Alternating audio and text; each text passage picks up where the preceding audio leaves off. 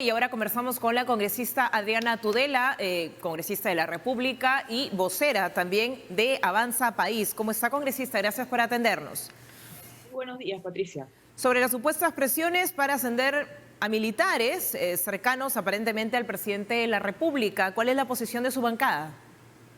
Bueno, nosotros consideramos que es lamentable esta denuncia que se ha hecho. Consideramos que se tienen que respetar la institucionalidad de las Fuerzas Armadas. Es cierto que el presidente de la República es jefe supremo de las Fuerzas Armadas, pero eso no quiere decir que pueda ejercer esta atribución sin ningún tipo de límite, ¿no? Él tiene que respetar las jerarquías y las normas internas de las Fuerzas Armadas y no puede hacer y deshacer como se le dé la gana. Y esto es absolutamente inaceptable, así que nosotros condenamos este hecho y creemos que es un ataque más por parte del gobierno de Pedro Castillo a la institucionalidad de este país, y en este caso es un ataque a la institucionalidad de las Fuerzas Armadas que es particularmente grave.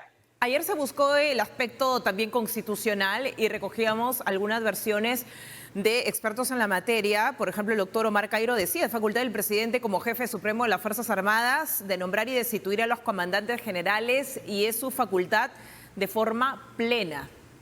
¿Qué dices al respecto? No, yo considero que si nosotros tomásemos lo que ha señalado el doctor Omar Cairo como cierto, eso significaría que vivimos en una monarquía absoluta en la cual el presidente de la República nuevamente puede hacer y deshacer a su antojo. Si bien el presidente de la República es jefe de las Fuerzas Armadas y efectivamente tiene cierta discrecionalidad en el ejercicio de ese cargo, eso no significa que lo pueda hacer pasando por encima de la ley y pasando por encima de las normas internas de las Fuerzas Armadas. ¿Cómo mella Todo una situación el presidente como de la esta? República en este país no tiene poder absoluto. Todo poder siempre tiene algún contrapeso y todo poder tiene algún límite, ya sea constitucional o legal. Y este es el caso. ¿Cómo mella una situación como esta en la honorabilidad de las Fuerzas Armadas, en la posibilidad de ascensos por méritos, ¿no? Como debería ser según la escala, y también en, digamos, en la institucionalidad que requiere un poder tan importante, ¿no?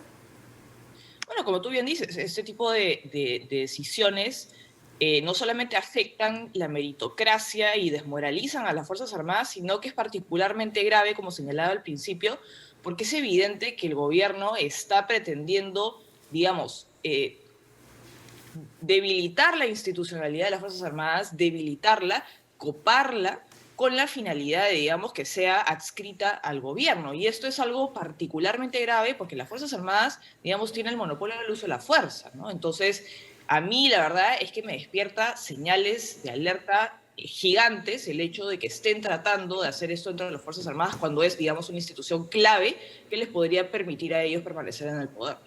Se están recabando firmas para finalizar, congresista, respecto a la interpelación, pero entendemos que el ministro Walter Ayala ha renunciado y todavía falta la confirmación, ¿no?, de quién lo sucede en el cargo. Mañana hay un balance de los 100 primeros días de gobierno. ¿Qué decisiones inmediatas se deben tomar en tanto la designación de un nuevo ministro o ministra de Defensa?